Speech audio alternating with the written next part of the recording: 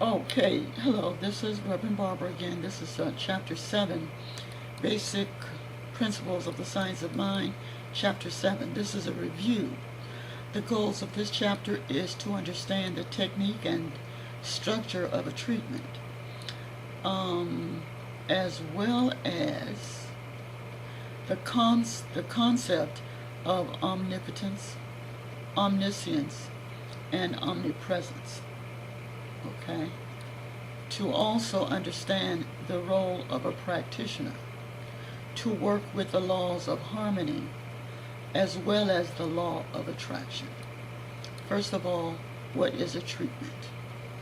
A treatment is a conscious setting in motion of a definite spiritual law in a definite direction to produce a specific effect. It is a series of definite statements of the truth about a person seen as the infinite sees the person. So when you or me or us walk into a room and you see what appears to be a sick person, say for example, those of you that visit hospitals, excuse me, and you walk into a room, excuse me, you walk into a room in a hospital room, and you see what appears to be a sick person.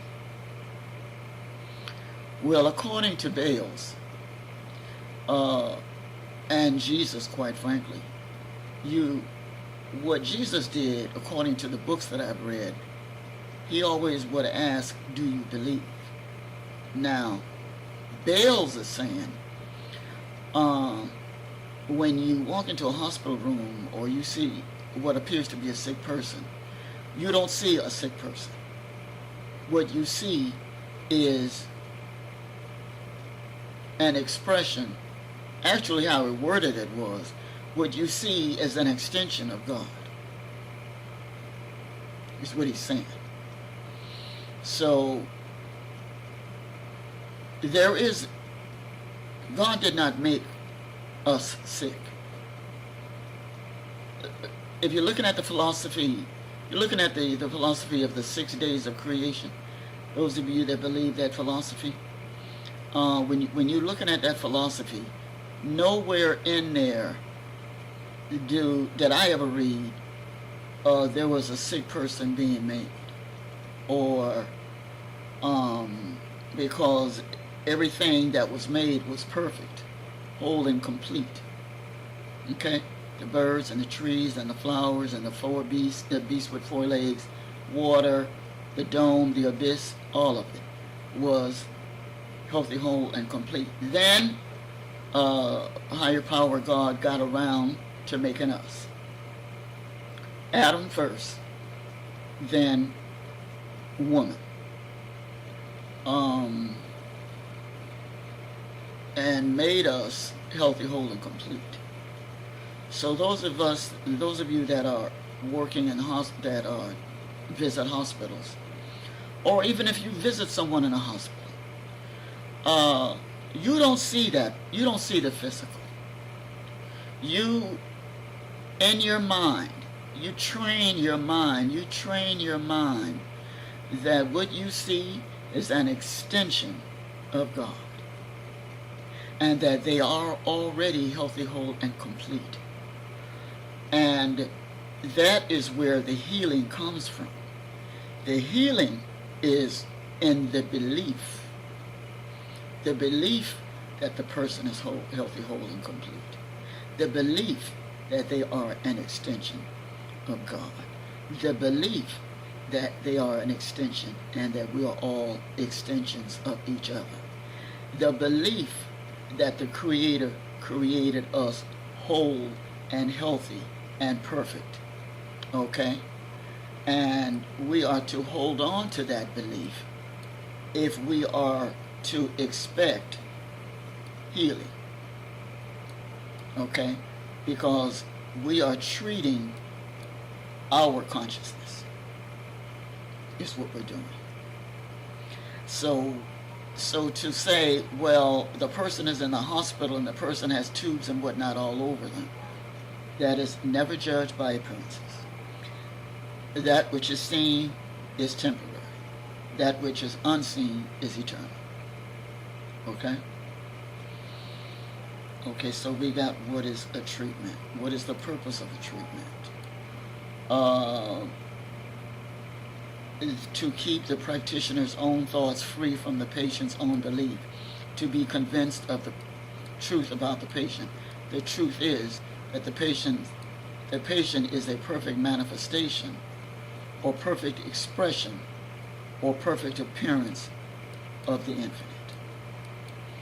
What does a practitioner work with? The practitioner works with focus and thought. Focus, period. Thought, period. The only implement we use is spiritual thought, a series of definite statements about a person seen as the infinite sees the person. We are to focus and we are to remember that power flows to the focus of our attention. Never forget that. When is a treatment completed? A mental, spiritual treatment is completed entirely in the mind of the practitioner. That is when it's completed.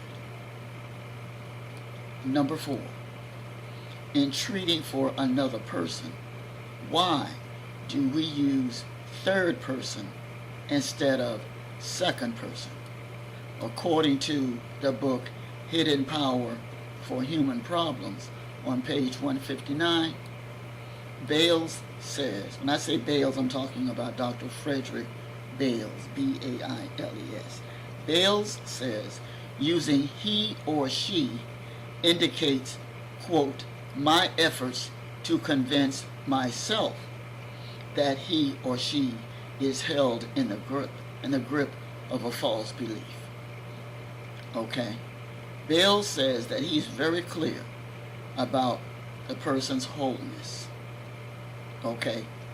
The practitioner must be clear about the wholeness of the person. We are not treating that person. We are treating the truth about that person in our mind. Okay? It's improved thinking. Simplified. It's a simplified version. Number 5.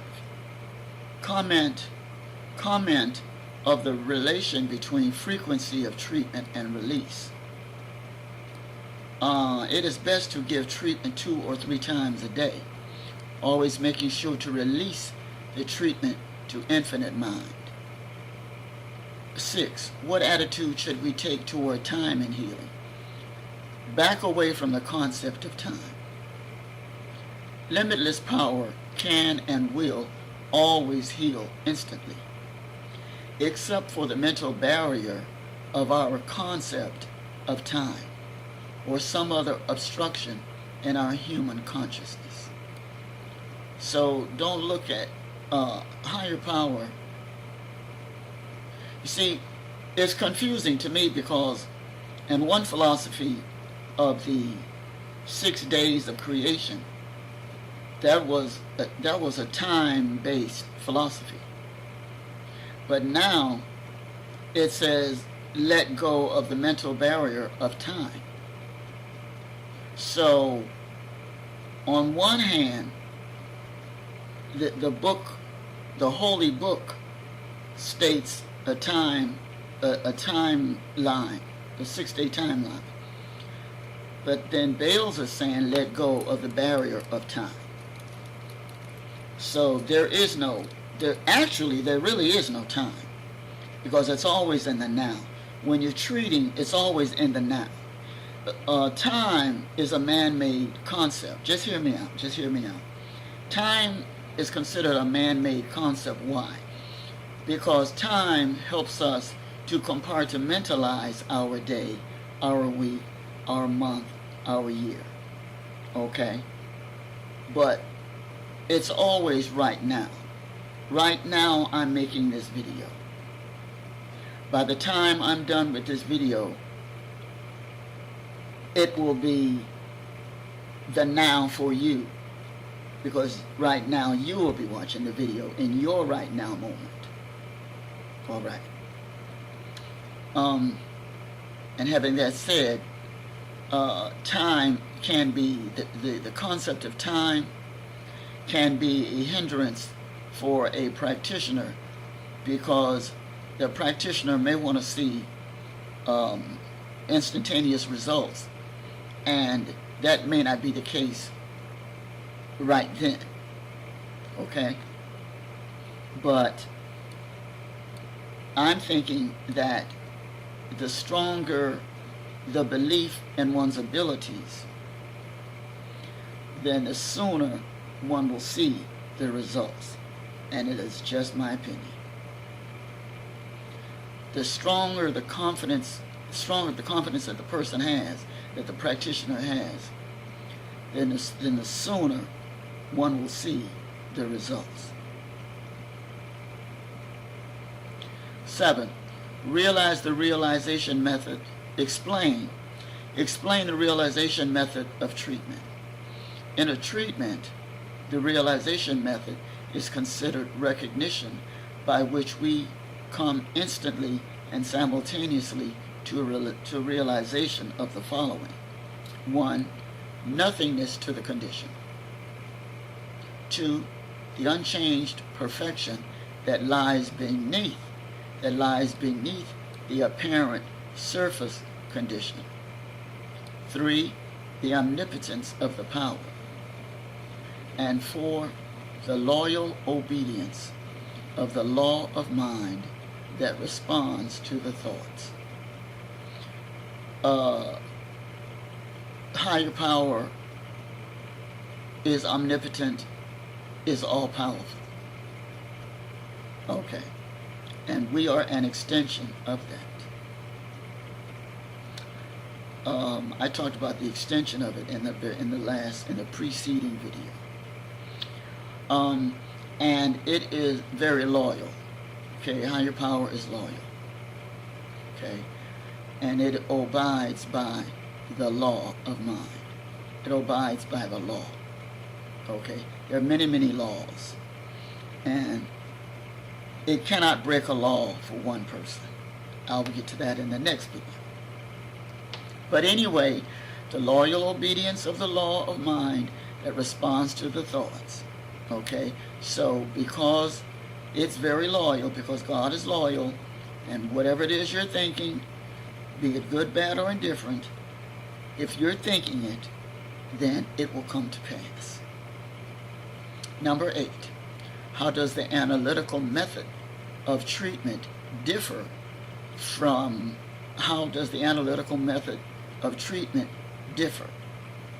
The analytical method is more extensive and better suited for those which analyze a lot.